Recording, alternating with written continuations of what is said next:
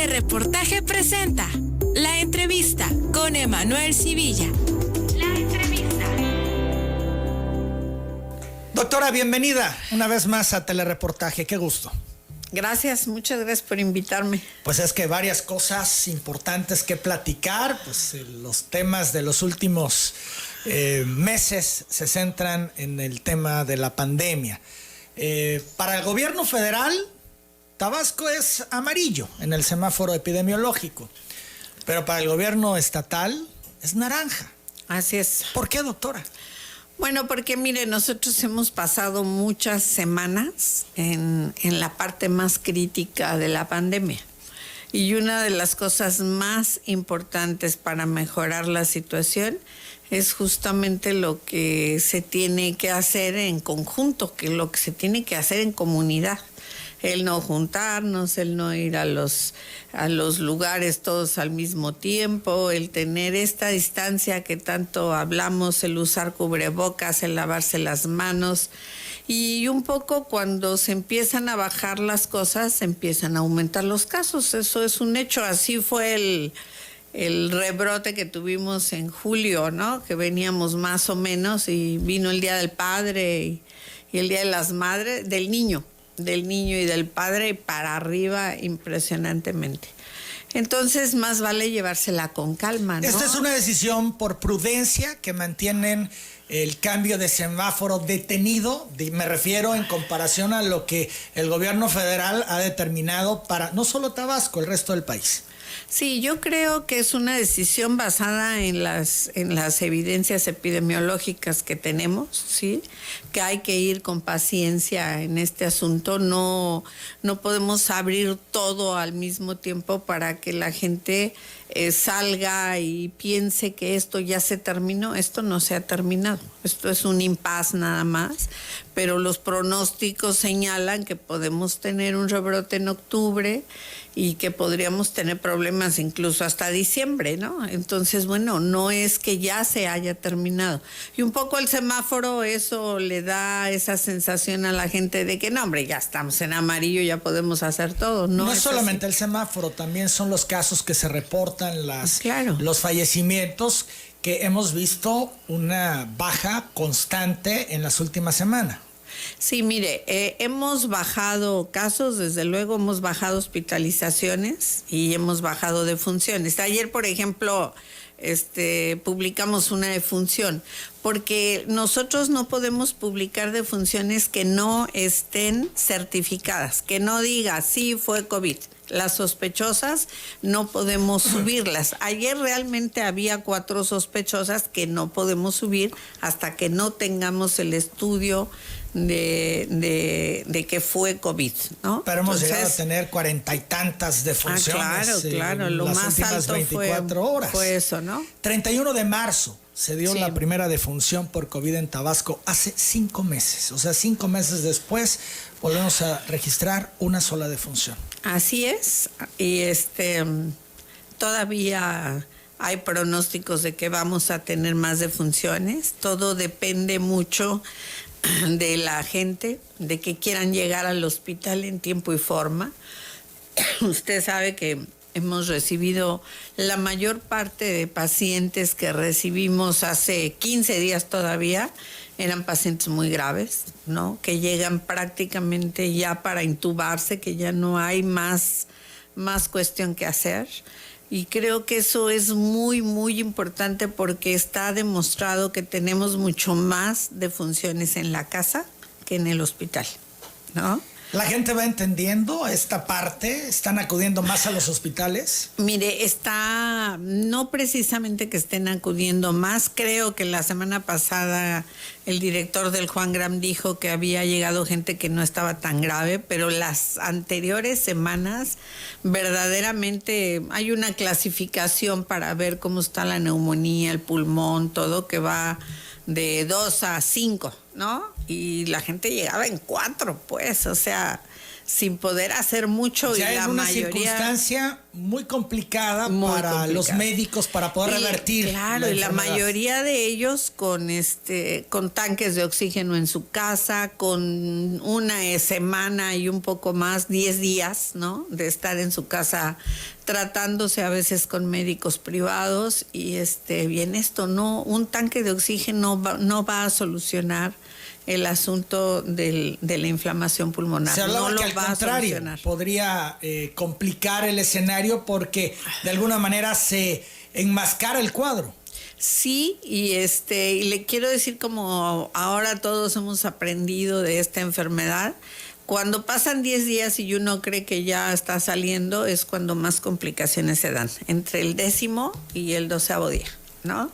Que son 14 días de observación. Entonces, esta parte es importante. Y la otra es que no es una neumonía normal, no es una neumonía por bacteria, que cuando usted mete el antibiótico va a empezar. No, para nada.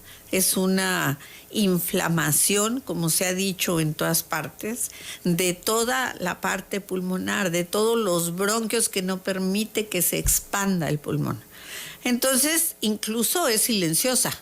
Usted puede estar bien y de la cama al baño empezar a sentir cansancio, empezar a sentir falta de aire, y es que ya está usted con una lesión importante, ¿no? Entonces, bueno, toda esta parte, si uno llega en tiempo y forma al hospital, sería ideal, porque desde luego hemos salvado muchísima gente ha salido muy bien, bueno, lo han publicado, lo han visto, porque llegan en un mejor tiempo. Eso aunado a una enfermedad crónica degenerativa, pues está cantado, ¿no? Me puedo complicar, no tiene caso que me quede.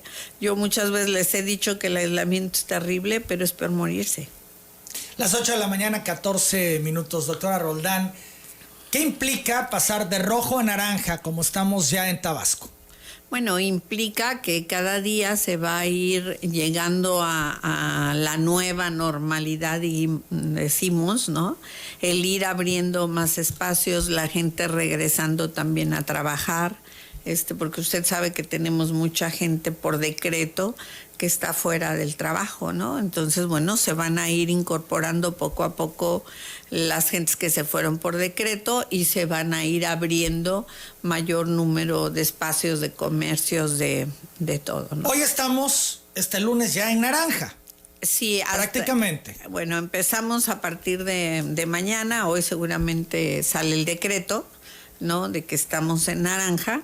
Y la próxima semana estará ya el listado de todas las cuestiones que se pueden ir abriendo. ¿Pero por qué una semana después, si ya es a partir de mañana? Bueno, porque le quiero decir que estamos en esta parte de discutir los aforos, los tiempos. Nadie puede abrir al 100%, nadie, ¿no? Tiene que ir midiendo todas las cosas que se van, todo lo que conjunte gente, hay que irlo midiendo y haciéndolo con cuidado, porque en un momento podemos tener un brote.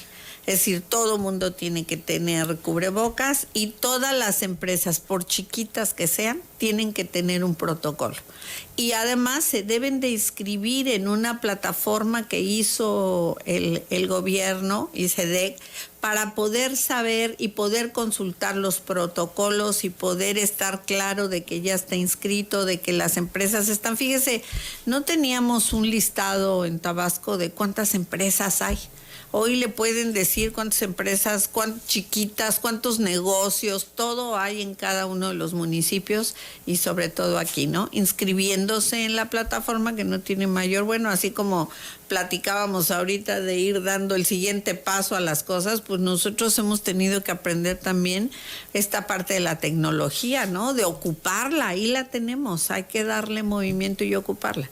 Y esta es una parte importante, una plataforma que nos permite saber número de empleados, todo para poder organizarse. 8 de la mañana, 17 minutos. Entonces, hoy sale el decreto, y estaremos oficialmente en naranja, pero este resto de semana, prácticamente toda la semana, es como si estuviéramos en rojo. Así es, pero el lunes vamos ya a sentir el cambio claro, a partir de lunes 7 de septiembre. Así es. Donde se ha dicho que aperturarán cines, las tiendas departamentales, gimnasios. Sí, también, todo con protocolo.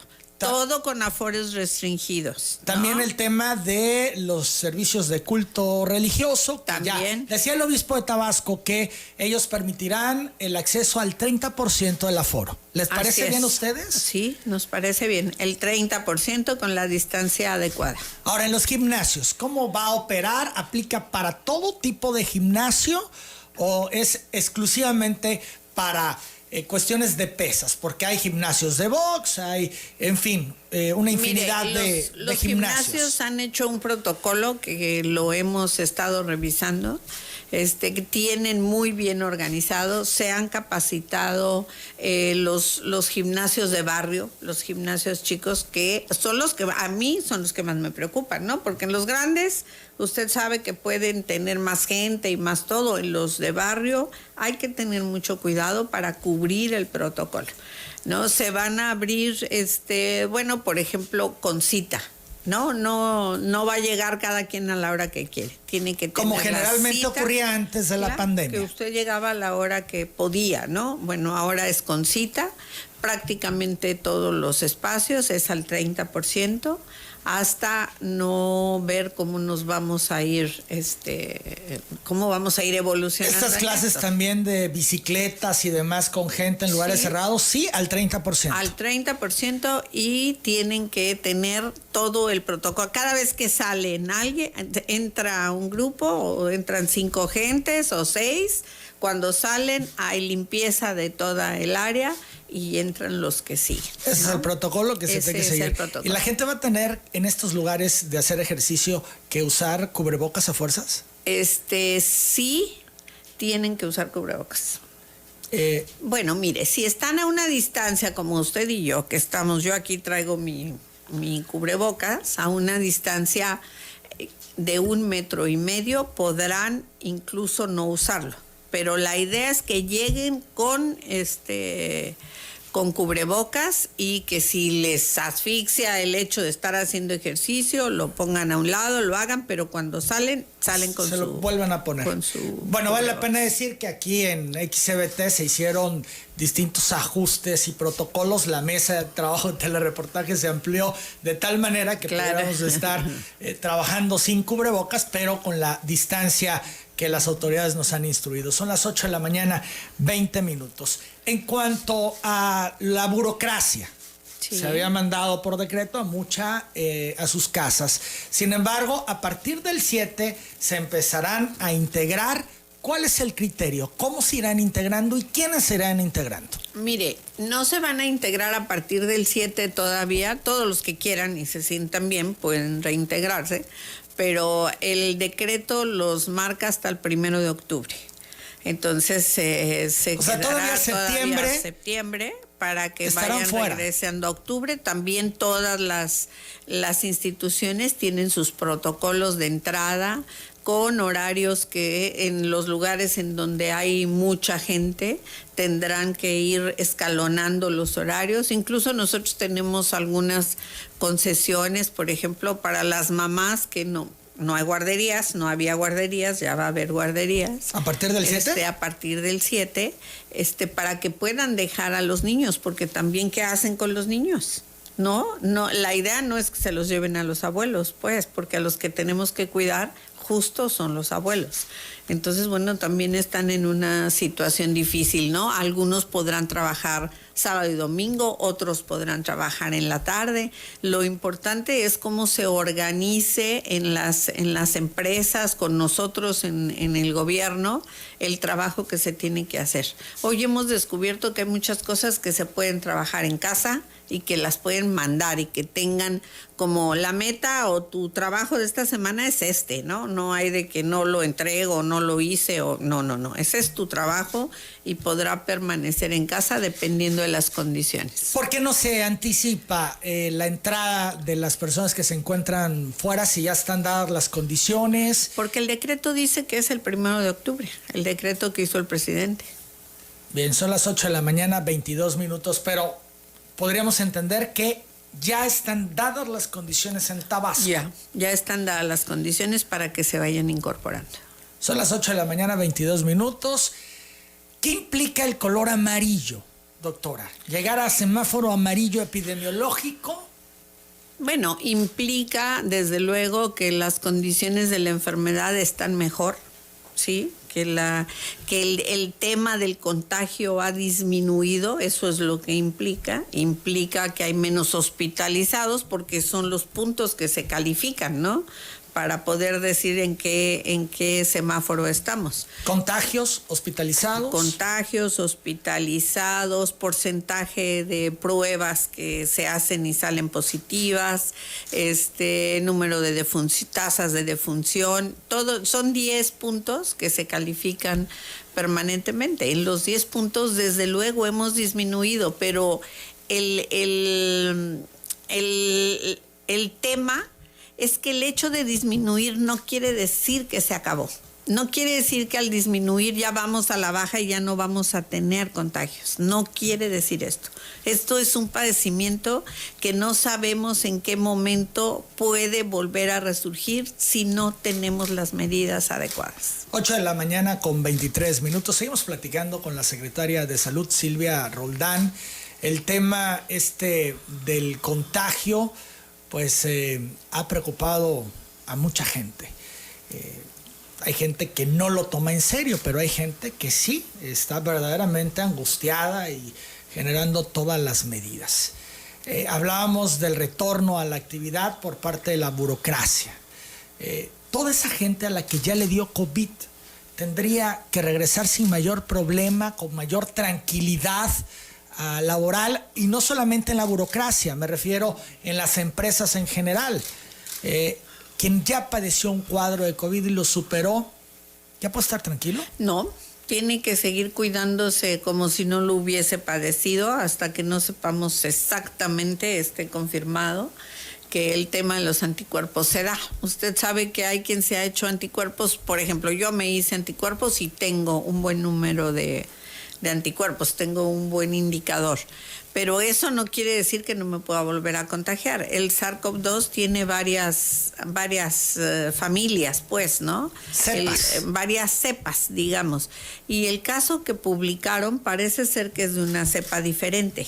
Entonces no lo sabemos, estamos todos aprendiendo, hemos aprendido muchas cosas, ¿no? Hemos aprendido que el entrar al Hospital Juan Gran, por ejemplo, un paciente con síntomas respiratorios, todos entran con una tomografía y un estudio de marcadores inflamatorios que pudimos hacer en todos lados, que eso es una virtud que no la tiene cualquier estado. Y eso, incluso el doctor Narváez dice que se llama paquete amigo, ¿no? Entonces ya cuando, oye, hazle el paquete amigo, ahí te va para paquete amigo, ¿no? En esta parte permite adelantarse a una serie de eventos y cuidar al paciente. En el caso de los positivos, desde luego, tenemos, o cuando menos ya sentimos que como ya nos enfermamos, podemos soltar todas las medidas, y no es así, no sabemos si nos vamos a volver a infectar. El doctor Mayans el otro día decía que él tenía casos, no es tan totalmente garantizado que sea. Pueden ser falsos negativos, pueden ser falsos positivos también, depende en qué momento se hayan hecho la prueba. Nosotros tenemos 2 casos cercanos en la oficina con 2 personas que trabajan con nosotros que se fueron 15 días y regresaron, todo bien, empieza a enfermarse su familia, incluso uno de ellos, su familia falleció, fallecieron 2 en la familia. Y entonces él empezó a tener síntomas y mal, se hace otra prueba positiva. No sabemos en qué momento la primera prueba que se hizo, que todo el tiempo fue asintomático. hubiera podido ser una falsa positiva, ¿no? Estamos documentando el caso y estamos documentando de otra secretaria que tenemos en esta condición. No son infalibles las pruebas. No, fíjese, es una prueba muy segura porque lo que ve es el RNA del virus, ¿no? O sea, pero puede ser que se contamine en el usted hace la salida de todos los virus, la pone en un cuadro, digamos que lleva 60 muestras, ¿no? Puede haber un tema de contaminación, puede haberlo. Hemos tenido algunos casos por manipulación humana. Claro, por un defecto humano básicamente, ¿no? Entonces, bueno, ese no necesariamente sea una reinfección, sino que sea un problema que se dé con eso, que la lectura no haya estado perfectamente equilibrada en el equipo, ¿no? También hemos encontrado varias cosas en este asunto. La OMS dice raro esto de las reinfecciones. La OMS dice que no tienen un tema documentado totalmente de que haya reinfecciones. Ojalá, pues, ¿no? Porque además no todo el que se enferma hace anticuerpos, ¿no? Que se puedan valorar, ¿no? Esta fracción IgM o IgG, no todos la tienen, pero puede ser que esté haciendo toda la parte inmunitaria mucho más profunda en las células T, ¿no? Eso no lo podemos ver. A quien ya le dio coronavirus, lo conveniente es que le hagan pruebas de anticuerpos para medir qué tantos anticuerpos tiene. Sí, mire, también para eso sirve un poco las pruebas rápidas que no sirven para diagnóstico. Desde luego no sirven para diagnóstico, pero sirven un poco para saber la prevalencia, ¿no? Cuántos ya son positivos en IgG y eso seguramente también está ayudando a bajar las infecciones. Y eso tendría que estarse haciendo esta prueba IgG cada cuánto, doctora, porque para ir viendo si van bajando los anticuerpos. Pues a lo mejor cada 3 meses, ¿no? Una cuestión así. Es decir, yo tengo casi 5 meses de haberme infectado y bajó mi anticuerpo un punto. Mis anticuerpos. O sea, sí viene para abajo. Sí, yo tenía 6.1 y tengo hoy 5 puntos y fracción, ¿no? Entonces, sí ha bajado y eso es lo que hay que cuidar, que no sabemos cuánto tiempo le duren, no lo sabemos. 8 de la mañana con 29 minutos en relación a las reinfecciones. Estos casos sospechosos de Tabasco, ¿quién le está dando el seguimiento y cuál es el seguimiento? Bueno, nosotros estamos trabajando con los que conocemos, pues, que sabemos que así ha estado, haciendo todo el documental para mandarlo al INDRE con todo y los aislamientos que se hicieron para que tengamos otra opinión. Digo, los tenemos cerquita, ¿no? Sabemos. En el Hospital Juan Grama hay 2 médicos que también pasaron por esto, también asintomáticos totalmente al inicio, ¿no? Y que pero no se puede afirmar, no se puede confirmar que sean reinfecciones. Yo no le podría confirmar que son infecciones. Hasta el momento no es oficial, simplemente se investigan y se les da seguimiento a estos casos que han catalogado como sospechosos. Así es, así es. Son las 8 de la mañana con 30 minutos. Vamos a la pausa, regresamos, seguimos platicando con la doctora Roldán. Hay mucho más que cuestionar en esta mañana de telereportaje sobre la pandemia. También importante, la desconversión de los hospitales. ¿Cómo se está dando? Creo que es un tema relevante. Hay gente que está esperando que esto se dé para poder atender cirugías, consultas y demás. Volvemos. El semáforo amarillo es la antesala a la normalidad, al verde, entre comillas. A la nueva normalidad. A la nueva normalidad. Porque cuando haya vacuna, pues ya va a ser la normalidad de antes. ¿O usted cree que a pesar de la vacuna no vamos a regresar a la normalidad? No, yo creo que esto nos va a dejar... ¿Usted sabe cuando el cólera, lo que nos dejó el cólera? Lo que nos dejó es que toda la gente empezó a tomar agua de garrafón. Antes el agua en México no era un tema, ¿no? Toda la gente que viajaba a otro país decía, ay, venden botellas de agua, ¿no? Eso nos dejó el cólera, nos dejó el uso del agua en garrafón, de agua potable, en fin, esa parte. Yo espero que lo que nos deje el COVID son estas medidas higiénicas que tenemos que tener permanentemente y nos devuelva los abrazos, ¿no? Esa parte tan que cuando usted se está dando cuenta ya quiere abrazar a la gente, ¿no? Yo creo que la vacuna se tiene que probar. Todavía están en eso.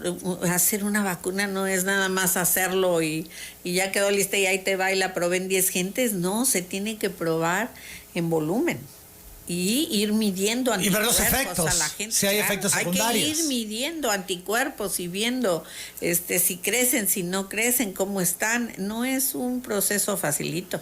¿Esa vacuna a quién se le tendría que aplicar en un primer momento, doctora? Bueno, desde luego a todo el que tenga riesgo, al mayor de 60 años y a todo el que tenga riesgo. Por ejemplo, jóvenes que no tengan ninguna enfermedad crónico-degenerativa, no serían ellos no tendrían que aplicárseles la vacuna. No tendrían que aplicárseles, ¿sí? Los que no tienen obesidad, pero todos los que tienen obesidad, todos los mayores de 60 años, todos los diabéticos hipertensos se tienen que hacer. ¿A los que ya les dio COVID? Pues fíjese, es una muy buena pregunta. Seguramente que sí, ¿no? Porque acuérdese que, por ejemplo, el tema de influenza, que nos vacunamos cada año, es porque cambia el virus. Los virus tienden a mutar. No han encontrado un cambio a esta persona que documentaron en China de que tuvo una reinfección. Parece ser que es otro virus de la misma familia, ¿no? Que es otra cepa, pero también es SARS-CoV-2. ¿Tiene confianza en las vacunas, doctora? Porque, sí, por supuesto. Son distintas empresas y distintos investigadores los que están desarrollando países esta vacuna, la mexicana, por ejemplo. Mire, no sé exactamente porque no he profundizado en el tema de la mexicana, pero la vacuna que hablaron de que es la que vendrá a México, la que tendremos la posibilidad de tener, pues me parece que todos los grupos de investigación tienen toda la formación para hacerlo, ¿no? ¿Cómo no creer en las vacunas? Yo cuando oigo, me dice alguien que para qué vacunarse si esto no va a servir, no esto, yo les pregunto, ¿a cuántos niños con poliomielitis ven en la calle? ¿Sí? Cuando antes la poliomielitis era un tema. ¿Sabe usted cuántos niños se morían por sarampión? Era impresionante la cantidad de niños que se moría por sarampión. Hoy las vacunas han podido, por eso tenemos más época de vida larga, pues, porque antes se morían muchísimos antes de llegar a la adolescencia, ¿no? Entonces las vacunas, desde luego que es un reforzamiento y desde luego que todo el mundo está esperando que haya una vacuna para poder hablar de volver a ser normales, entre comillas. ¿Cuándo podríamos decir que una vacuna es segura? ¿Después de cuánto tiempo? Mire, la vacuna puede no evitar la enfermedad, como es la vacuna de influenza. La influenza no es que se la evite, es que le evita la complicación. Bueno, pues en el primer año podremos ver cómo se desarrolla y cuántos pacientes tenemos con COVID, ¿no? Esa va a ser la marca. Y cuántos de esos pueden ser graves y cuántos no. 8 de la mañana con 38 minutos. Usted hablaba hace unos momentos, al principio de esta plática, de rebrotes que la proyección indica pudieran darse en octubre. Así es, la proyección indica que podemos tener un rebrote en octubre. Todo depende del uso del cubrebocas, del uso de las medidas higiénicas y de la distancia que guardamos en donde hay mucha gente. El rebrote entonces dependerá de lo que hagamos los ciudadanos. Así es, el rebrote depende de todos nosotros. Este es el momento. Mire, yo veo muchísima gente con cubrebocas en la calle, mucha gente. Pero pues hay veces que lo traen debajo de la nariz, hay veces que lo traen de diadema, hay veces que lo traen en la papada. Hay que usarlo, no hay de otro. Fíjese, realmente la gente aquí ha ayudado mucho en eso porque el clima es difícil aquí.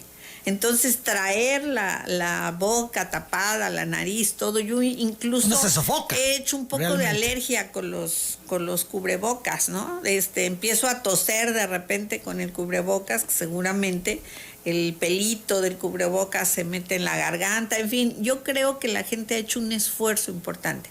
No lo suelten, todo mundo tenemos que salir con cubrebocas a la calle y tenemos que traer alcohol en la mano y tenemos, si no hay dónde lavarse las manos, alcohol es suficiente para hacerlo. Para gobierno federal decíamos, Tabasco ya está en amarillo. Para gobierno estatal seguimos en naranja. El 7 de septiembre empezarán ya a notarse otras acciones que tienen que ver con el cambio de semáforo. Así es. Sin embargo, ¿cuándo estima gobierno del estado pasar a amarillo? Bueno, dependiendo de cómo vaya evolucionando la pandemia, ¿no? Vamos a ver, fíjese, son 15 días, son 2 periodos de incubación, no son 15 días son periodos de incubación. Entonces, en 15 días vamos a ver cómo se desarrolló el tema en naranja, ¿no? Si pudimos bajar, si estamos en esa condición, seguramente vamos a pasar a amarillo, pero necesitamos cooperar todos. Yo les comento cuando me habla alguien porque le cerraron el negocio, porque no, necesita abrir y fueron y le dijeron y que no cubría y que sí lo cubría. Nosotros lo tenemos en la mano. Si yo no cuido el aforo en la tiendita, estoy contribuyendo a que me cierren la tiendita, pues. Necesitamos extremar las medidas y si nosotros estamos entrando a una tienda y vemos que está lleno, no entremos, ¿no? Por eso es el tema del aforo, es el tema del tiempo. Sábados y domingos no se va a abrir nada, porque seguirá como está ahora. Claro, sábado y domingo no se abrirá, hay que restringir los horarios y hay que restringir la cantidad de la gente. Y bueno, desde luego todas las promociones que los almacenes hagan, las tendrán que hacer por internet solamente. No puede haber promociones en que la gente vaya a comprar y que usted ha visto las promociones que hacen en los almacenes, ¿no? Es una locura de gente. No puede ser. Las 8 de la mañana, 41 minutos. Doctora, Tabasco presenta ya un escenario de una inmunidad de rebaño por los números de contagios que ya se tienen a hoy, 5 meses de pandemia a todo lo que da, llegamos a ser primeros lugares a nivel nacional, etcétera. ¿Se tiene ya una inmunidad de rebaño? Pues ¿podríamos hablar de ello? Sí, claro. Mire, finalmente cada paciente que se infecta lo deberíamos de contar por 30. ¿No? Ese es el estándar, que deja 30 infectados. Si nosotros... Ya no por 8, por 9, como nos decían. No, la parte de la métrica que teníamos en México, que tienen en Washington, dice que es por 30 agentes lo que se debe de contar, ¿no? Entonces, si nosotros contamos por 8, cuéntele cuánta gente tenemos infectada con 500 y tantos casos que traemos, ¿no? Claro, la cifra aumentó a 28,200 contagios hasta ayer.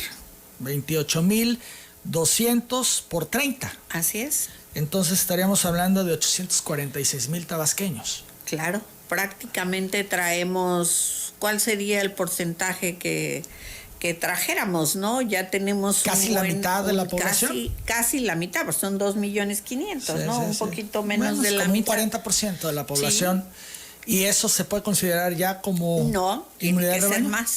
Tiene que ser más. Claro. Por eso el riesgo del rebrote. Por eso ¿Quién proyecta la posibilidad del rebrote? Bueno, mire, hay muchas proyecciones. Aquí hay gente que se dedica a las matemáticas, ¿no? El doctor Ulina ha estado trabajando mucho con nosotros para decirnos más o menos cómo vamos. Y el área de métrica de la Universidad de Washington, que es el que hace las métricas de prácticamente todos los países, ¿no? Dice en la última que se publicó, ¿usted las conoce? Sí, las conoce, sí. ¿No? En la última que se publicó habla de que podemos tener mucho más muertes, que podemos llegar a un número importante más de muertes, que podemos tener un número mayor de casos en octubre, no a lo que tuvimos en julio. No a lo que tuvimos, pero que podemos tener mayor. 2,560 muertes hasta el momento. Así es. ¿Y se puede llegar a 2,560, podríamos tener 1,000 muertes más, ¿no? Eso es lo que proyectan. Es decir, por eso en este momento es tan importante. Fíjese, en este momento es importante muestrear, seguir muestreando, aunque el muestreo ha bajado, porque la gente no tiene los síntomas, entonces no acude a preguntar si se puede hacer una muestra o no se la puede hacer, pero es importante seguir muestreando. Nosotros tenemos el segundo lugar en muestreo. Ahorita traemos 21 muestras por cada 1,000 habitantes. La Ciudad de México es la que va más alto y nosotros, ¿no? Ese fue un tema también muy controversial en el tema de las muestras, porque además le quiero decir que efectivamente no se trata, el INDRE apoyó con todo lo que tenía que apoyar el nivel federal, pero el Estado invirtió en reactivos para que no tuviéramos un problema de muestreo. Entonces, ahorita en Tenosique estamos metiendo una unidad móvil de laboratorio que va a procesar muestras allá y que vamos a evitar pues que estén trayendo las muestras desde Tenosique, Zapata, Balancán para hacerlas, ¿no? Es importante mantener muestreo. Secretaría de Salud da por hecho que habrá rebrote. No, Secretaría de Salud da por hecho que la gente nos va a ayudar y que no tengamos un rebrote en octubre. Y entonces, si la gente no nos ayuda, es un hecho que sí podemos tenerlo. En 15 días sabremos si el haber pasado a naranja no nos provocó un rebrote. Así es. Y si este escenario se da, es decir, que mantenemos los contagios a como vienen, pues en un rango, a veces por debajo de 100, a veces por debajo de 200, como se han mantenido, podríamos pasar a amarillo. Así es. En el transcurso de septiembre. Así es. 15 días, ¿no? Y además en 15 días tendremos claridad. Dejamos pasar también las fiestas, entre comillas. ¿Qué es un hecho? Creo yo que la gente se va a reunir ese día. Pues mire, yo confío mucho en que la gente prefiera reunirse en diciembre que en septiembre, ¿no? Es escoger, al final de cuentas, pues sí, como ciudadanos, claro, si nos cuidamos ahorita, claro, podríamos tener un mejor diciembre. Claro, podríamos tener un mejor diciembre. Si nos descuidamos ahorita, se puede complicar todo, incluso claro, en las fiestas decembrinas. Si se complican las cosas, se tiene que volver al semáforo naranja o al rojo. Y entonces se lesiona toda la parte económica. No es que se quiera, pues, es que la vida es la vida, ¿no? Y la salud es la salud y le tenemos que dar una prioridad, afortunadamente. Pero podemos ir abriendo poco a poco y viendo cuál es el comportamiento, pero todo depende de todos nosotros, cómo nos comportemos. ¿Taxis también al 50%? Igual al 50%, lo más difícil han sido, usted sabe, las cuestiones de movilidad, ¿no? Que es en donde más problemas se puede tener de contagio si no guardamos las medidas. Si no traen cubrebocas, les tienen que dar un cubrebocas. Muchos transportistas no ven de qué manera pueden burlar estas cuestiones ya ve que del protocolo. Hemos sacado hasta gente en las cajuelas para pasar el retén y no sé qué, ¿no? Incluso pues muchos usuarios se prestan, o sea, están en esa dinámica. Claro. No sé si vio usted un vigilante que estaba diciéndole a los señores de la combi que por favor, que era en beneficio de ellos, y decían, pues pongan más combis, ¿no? Claro. Pues es que los horarios, pues sí, todos salimos afectados. Nadie está encantado de no poder hacer las cosas que hacía normalmente, ¿no? Todo se impactó y todo se modificó. Todo, por supuesto. Debemos de entender que las medidas que están tomando es por el bien de todos. Así es, por el bien de todos. Las 8 de la mañana, 48 minutos. Vamos a la pausa, regresamos, seguimos platicando con la Secretaria de Salud. El tema de la desconversión de los hospitales, tema prioritario sin duda. Volvemos. Seguimos en esta plática con la doctora Roldán. Se ha hablado ya, afortunadamente, de la desconversión de los hospitales. Cuéntenos cómo va este tema. Hay gente desesperada desde hace 5 meses que tenían cirugías programadas. Todo o casi todo se suspendió. ¿Cómo se va a ir retomando? ¿A quiénes le van a dar prioridad? ¿Cuánto tiempo va a durar esta desconversión?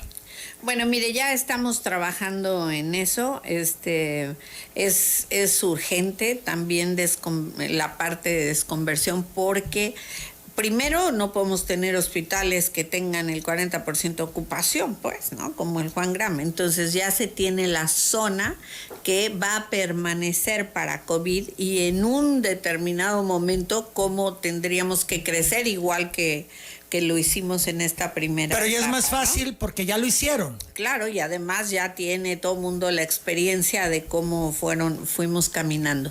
Pero se va a dejar un área específica para ¿En todos los COVID. hospitales?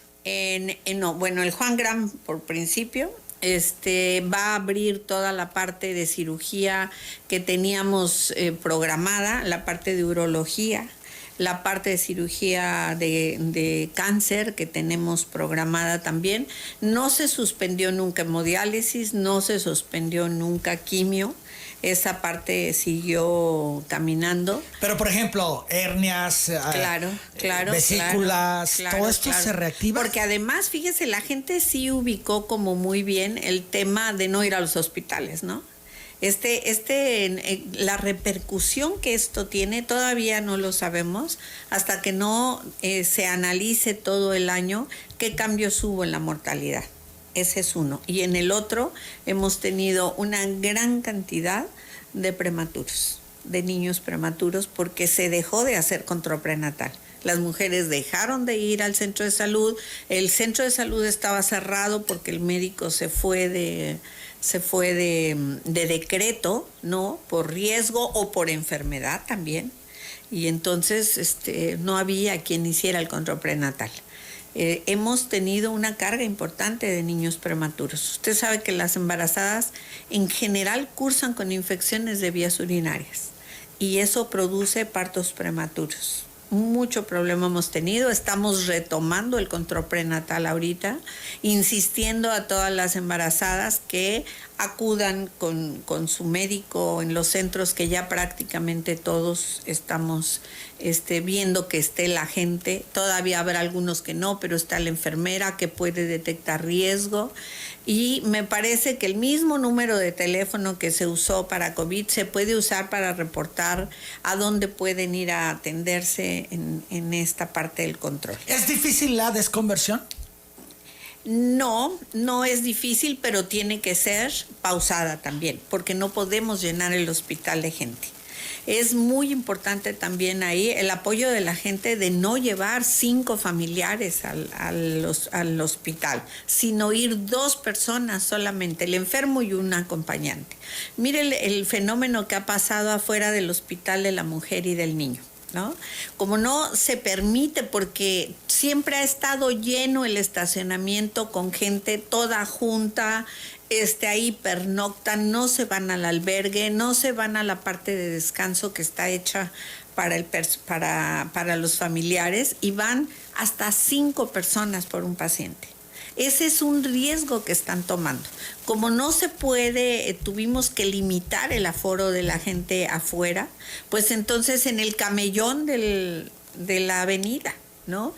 Tienen muchísimo riesgo de infectarse, muchísimo riesgo de infectarse. Nos platicaban que había alrededor de 700 camas para pacientes COVID en Tabasco, más o menos. 1054. 1054 con todas las ampliaciones que se hicieron. Todo. Ya la última burbuja del ICED y tal. Así es. Ahora, de esas 1064, 54, ¿cuántas regresan a la hospitalización general? Bueno, mire, las burbujas no regresan a hospitalización general. Un punto importante es que la burbuja del parque el personal se entrenó incluso en México, en el centro Banamex, para el tema de la hospitalización temprana. Es decir, este paciente que llega, se le toma una tomografía, se ve que está teniendo daño pulmonar, ese paciente que requiere de oxígeno, que requiere de otros medicamentos que deben de manejarse de manera hospitalaria, es el paciente que se debe de ir a este lugar. Fíjese que en esta burbuja hay el confinamiento, después de lo que aprendimos en el Juan Graham, es mucho más leve. porque ya las trabajadoras sociales meten revistas, leen con la gente, les ponen el iPad un tiempo mayor para que platiquen con su familiar, ya pueden tener lecturas religiosas si quieren, están más en contacto con ellos hablando, todo. Claro, no hemos tenido la cantidad de pacientes que teníamos en el Juan Graham, que llegamos a tener 220, ¿no?, hospitalizados. Entonces la gente se quejaba de que no les hablaban por teléfono y les decían cómo estaba su familiar, con mucha angustia, que fue en la parte más crítica y sobre todo los fines de semana. Pero en general hemos aprendido esto, la gente que egresa de la burbuja egresa mucho más tranquila, la familia está mucho más tranquila. Ese lugar se va a quedar para hospitalización temprana.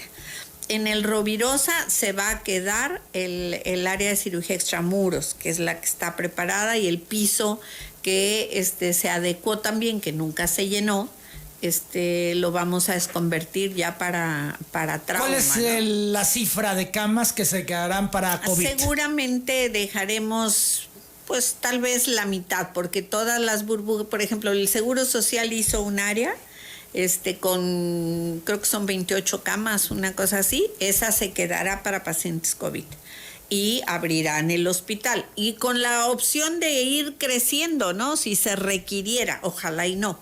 Nosotros vamos a dejar una parte del hospital, la que está pegada a la burbuja, junto con la burbuja en el Juan Graham. 527 camas se recuperan del sector salud para hospitalización en general. Lo más probable es que un poquito más, ¿no? Y conforme vaya, porque antes no teníamos burbujas, ¿no? Y ahora sí tenemos. Conforme vayan presentándose los casos de hospitalización por COVID, entonces se reconvertiría. Así es. Pero bueno, ya en un procedimiento que ya se sabe. Claro, nosotros nos urge ya también atender todo el resto de las patologías que la gente tiene y que puedan asistir. Les vuelvo a insistir, no es adecuado llevar niños a los hospitales. No es adecuado que los niños jueguen en los hospitales para nada, ¿no? Lo ideal es que solamente sean 2 acompañantes. El paciente y uno más. El paciente y uno más. 8 de la mañana, 59 minutos. Los tiempos. Sí. ¿Cuánto tiempo? ¿A partir de cuándo empieza esta nosotros creemos que a partir del 14 de septiembre ya estaremos recibiendo pacientes en el Juan Graham y en el Rovirosa. Esto les va a llevar 2 semanas. Sí, porque hay que hacer toda la parte, por ejemplo, en la consulta externa, la idea, acuérdese que nosotros tenemos casi 4,000 trabajadores por decreto separados, ¿no? Entonces se tiene que incorporar el personal para la consulta externa, los cirujanos, es decir, no tenemos toda la gente disponible para empezar en este momento. Pero es hasta octubre. Claro, pero vamos a ir haciéndolo poco a poco.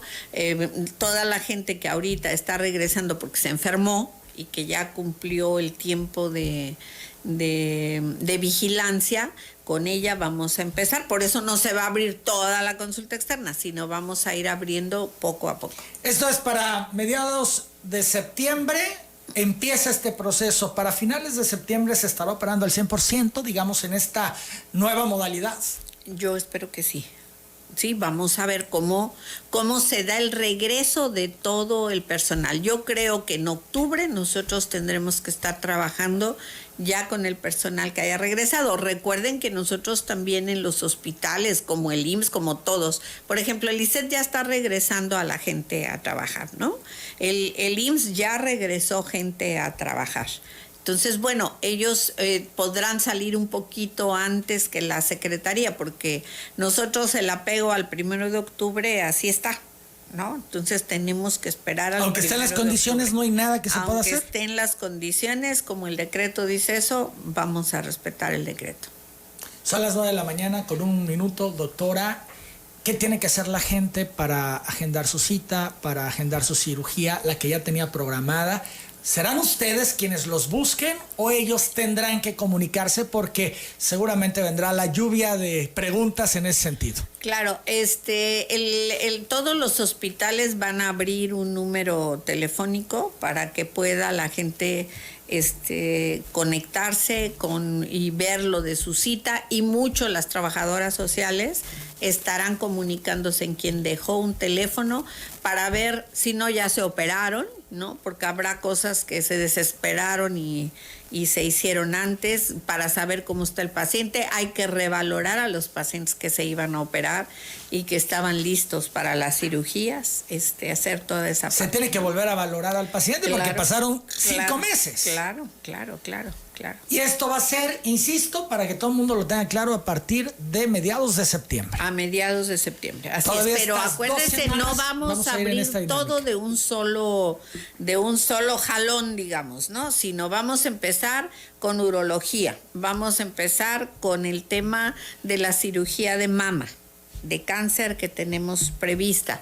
Vamos a empezar con algunos pacientes que tenían planteada su cirugía, que sean los más urgentes. Y desde luego se va a hacer toda la posibilidad de contactarlos, y si no, pues la gente que se contacte.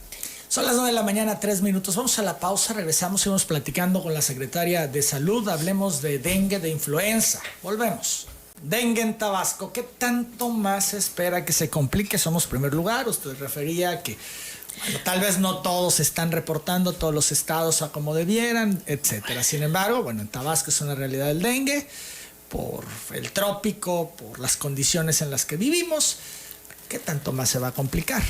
Pues mire, el dengue viene en nuestra época más fuerte. Sí, lo más interesante del caso es que hemos tenido muy poquitos casos. Esos 300 y tantos casos que tenemos y que estamos en el primer lugar, se dieron en el primer trimestre. Acuérdense que estábamos pero angustiados con el tema del dengue.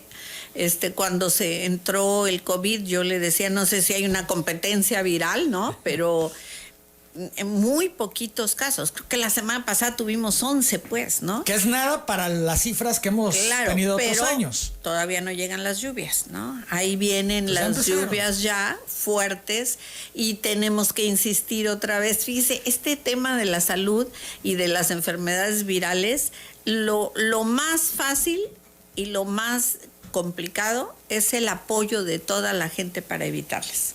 Los patios, el voltea, tapa y tira. Sí, patios limpios. Claro, es fundamental, porque son los lugares donde hay mayor porcentaje de pacientes con dengue, donde no limpiamos, donde no tiramos, donde no volteamos. Eso es un hecho. ¿Qué hay de las fumigaciones? Bueno, ya estamos trabajando con eso. ¿Se retrasaron? Esto es, vamos a destiempo. Fíjese que no, entramos bien porque, pues ahí lo tenemos encima, ¿no? Y toda la gente que está trabajando en dengue, lo que llegó el momento es que la gente que va casa por casa no le abrían, ni la dejaban entrar tampoco, con toda la razón, pues yo entiendo esa parte.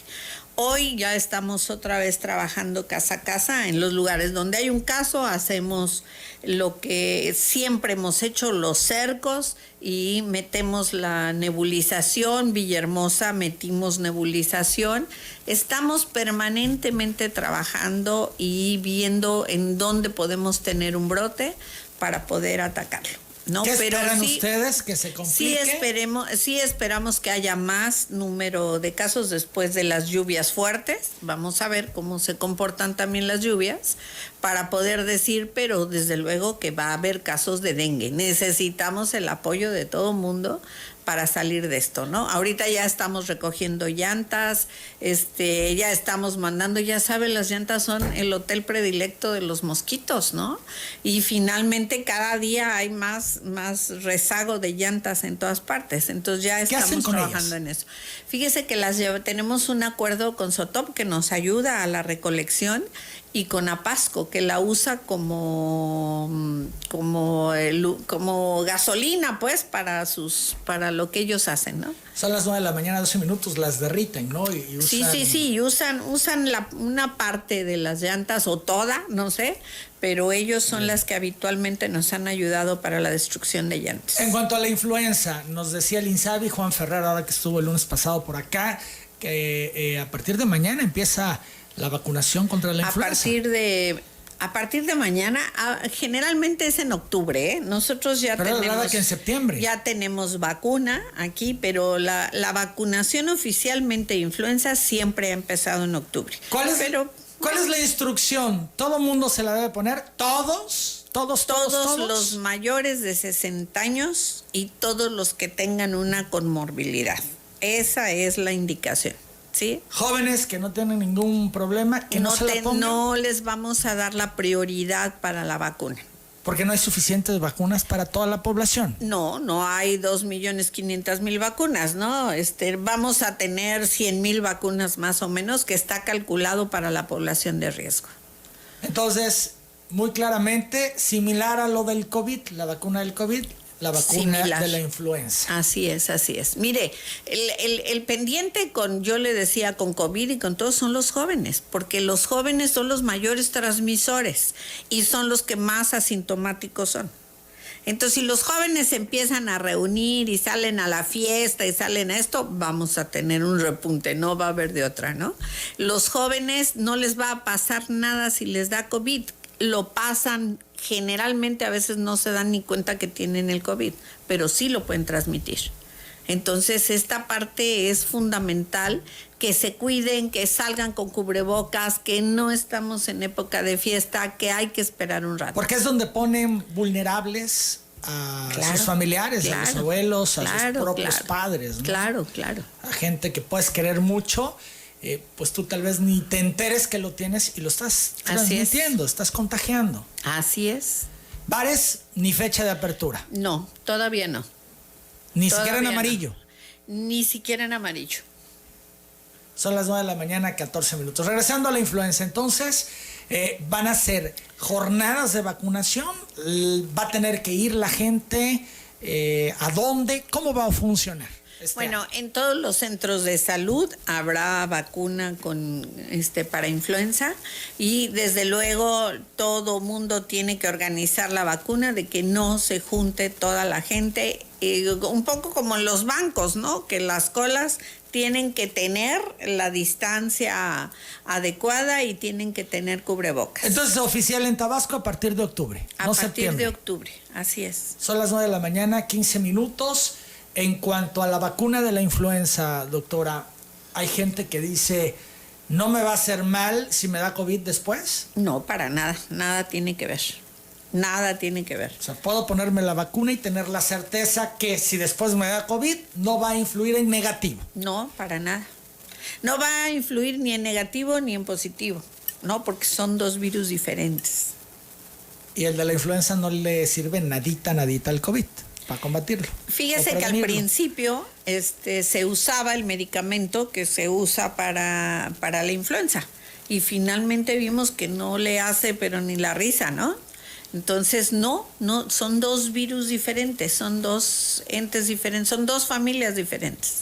Son las 9 de la mañana, 15 minutos, muchas llamadas del auditorio, vamos a atender algunas hasta donde nos dé tiempo, doctora, pero bueno, sí quisiera yo comentar que a diferencia de las anteriores entrevistas, llevamos varias, tenemos 5 meses ya en esto, muy en forma, hemos platicado todos los meses, le veo mucho más tranquila, le veo no tan estresada a como llegué a verla en meses anteriores. ¿Está más tranquila? Sí, por supuesto.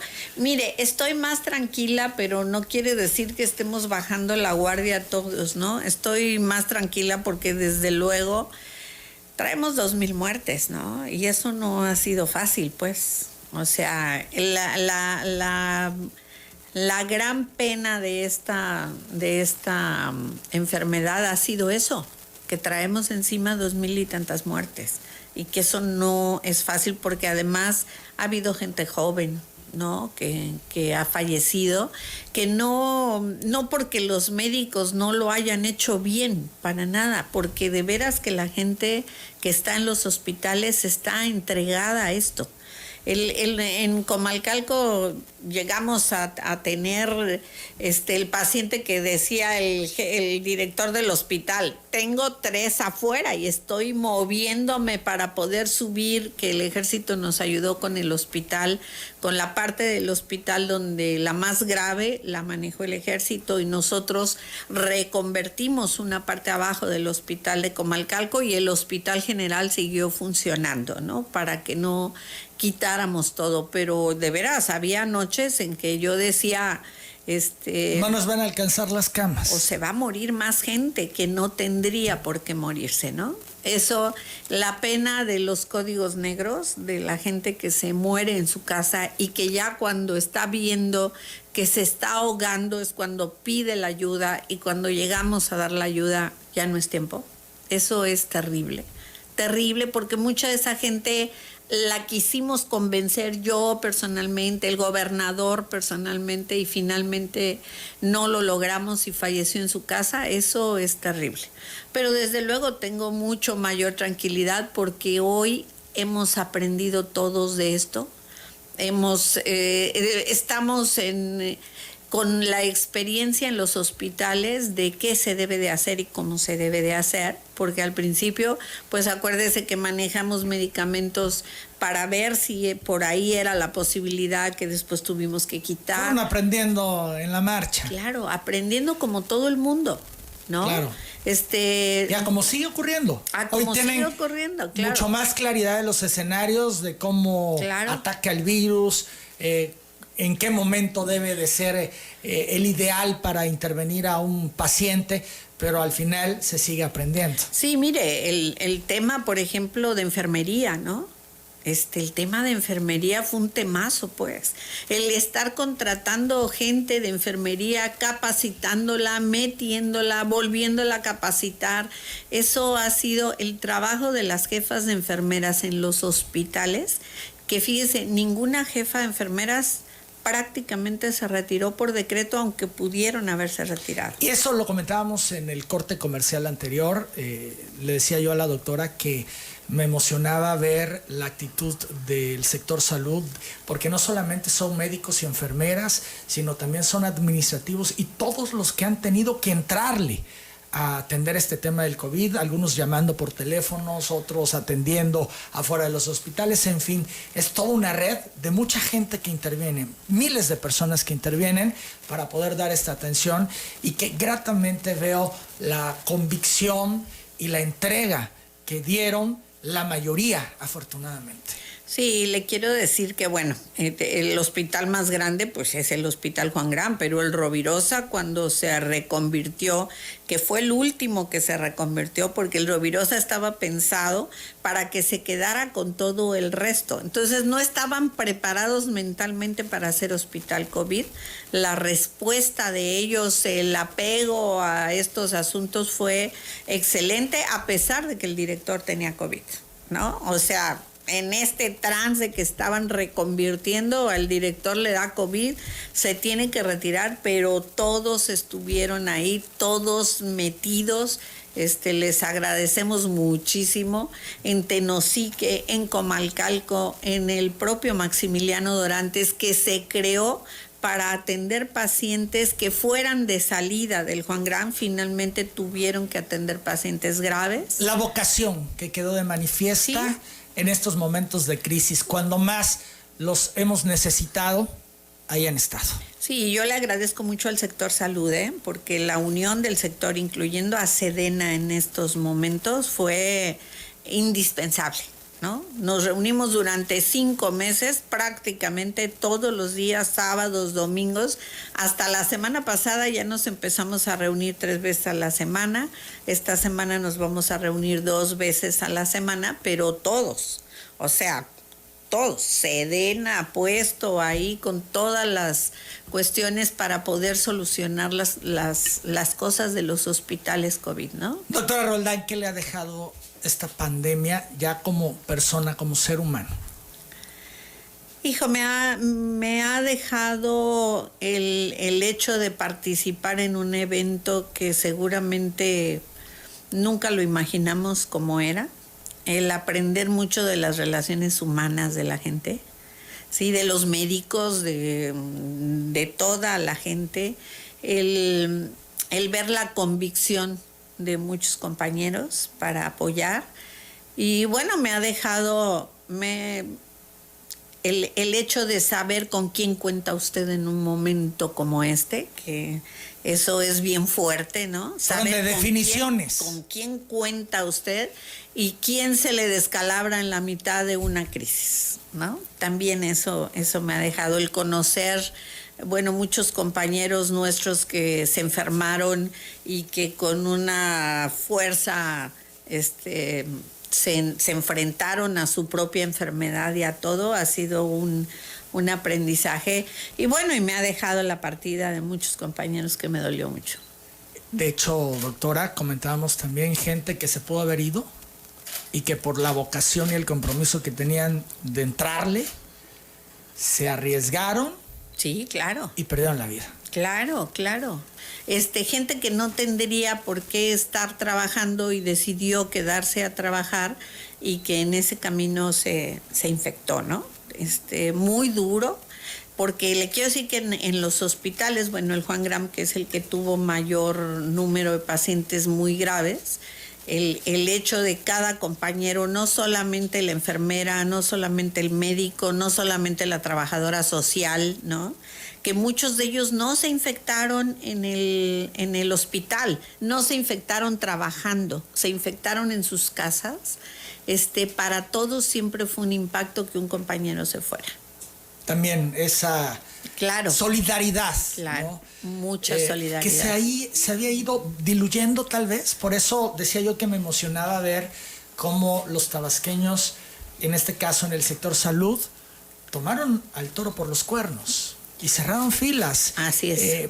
Habían pasado tantas cosas, por lo menos un par de administraciones de desencanto en el sector salud, las condiciones en las que se ha tenido el sector salud, insisto, por lo menos en las dos últimas administraciones, y ese desencanto contagia.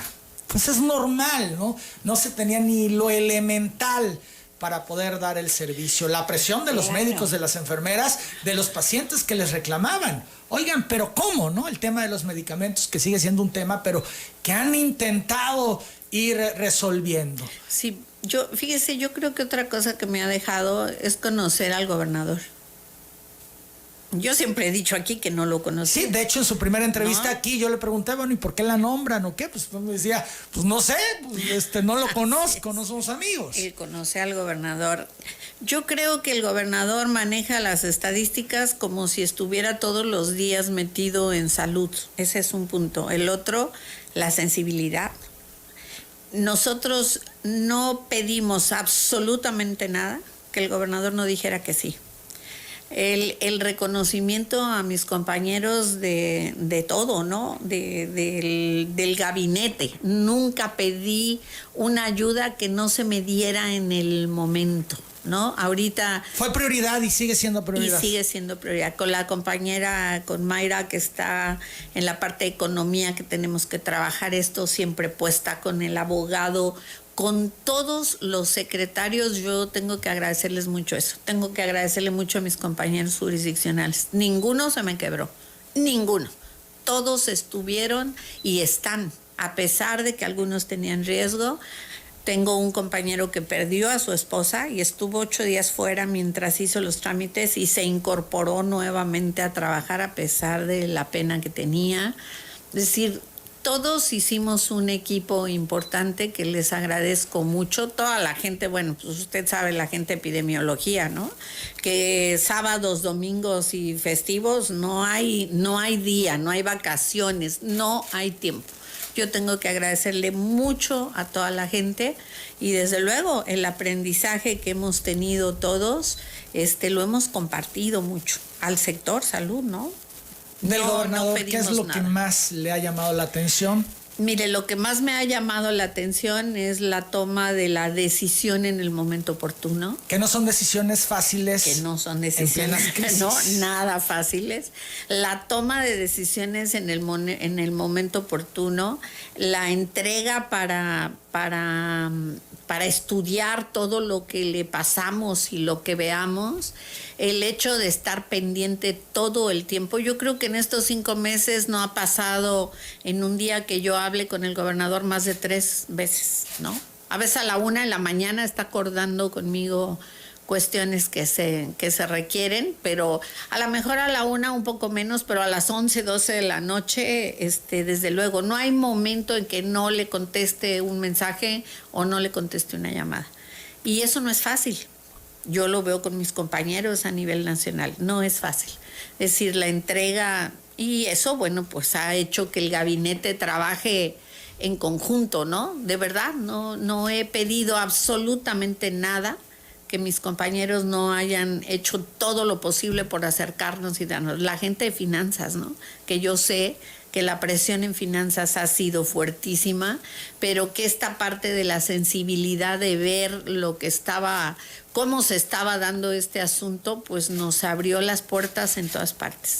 Son las 9:28. Varias preguntas en este sentido. Doctora Cintia Ramírez es quien pregunta: ¿cuándo pagarán el bono que anunció el gobernador para el personal que está laborando durante la pandemia? Bueno, mire, esa ha sido una de las preguntas más hechas en todo este asunto.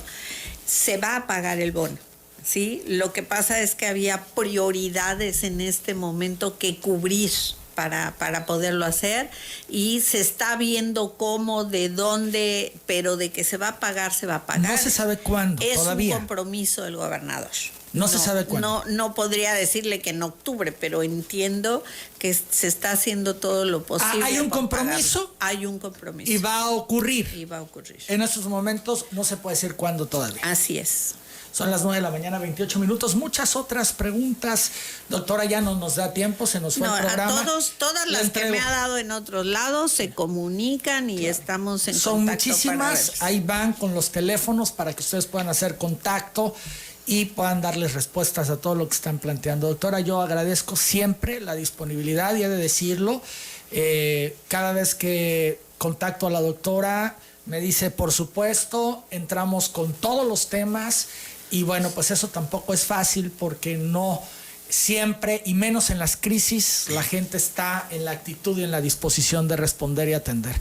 Y yo quiero decir que en usted siempre he encontrado esa disposición, a pesar de los momentos más difíciles. Ya ve que le decía que la llegué a ver en un momento de locura, ¿no? Por todo lo que estaba pasando, y bueno, me da gusto verle hoy mucho más tranquila. Se nota que las cosas van mejor. Sí, y se nota porque se le nota a usted, doctora. Muchas gracias. Yo también le agradezco a usted los consejos y estas cuestiones de ponernos en contacto con la gente. Yo sé que dicen que no doy entrevistas y que no hago y que no voy. Bueno, yo estoy hecha para este trabajo, pues, ¿no? En eso estoy todo el tiempo. No tengo otra actividad, porque bueno, afortunadamente mi familia está fuera ya, mis hijos ya tienen sus propias familias, ¿no? Extraño muchísimo a mis nietos, pero bueno, pues hasta mis nietos comprenden muy bien que este es un momento que el que más ha sufrido pues ha sido mi marido, ¿no? Pero ni modo, pues todos lo pusimos en la mesa cuando yo acepté este puesto. Le agradezco mucho a mis compañeros, a Leopoldo Gastelum, que ha estado al pie del cañón, a toda la Subsecretaría de Servicios, que está en lo que les toca a cada uno, ¿no? Así que muchas gracias. Doctora, muchas gracias. Esperemos que la próxima entrevista sigan las buenas noticias, porque hoy, pues a diferencia de las anteriores, el escenario es mejor. Sí. Hay que reforzar la idea de no bajar la guardia, no confiarse, continuar con las medidas. Si nosotros seguimos en este camino, seguramente las cosas seguirán mejorando en el estado. Entonces esperemos que la próxima vez que nos sentemos a platicar sigan las buenas noticias. No bajemos la guardia, todo depende de nosotros, no la bajemos. El cubrebocas, la distancia y las medidas higiénicas son la base de esto. Lo más barato, pues. Claro. Las 9:31 es la doctora Silvia Roldán, la secretaria de Salud. Yo hago la pausa, regreso con más.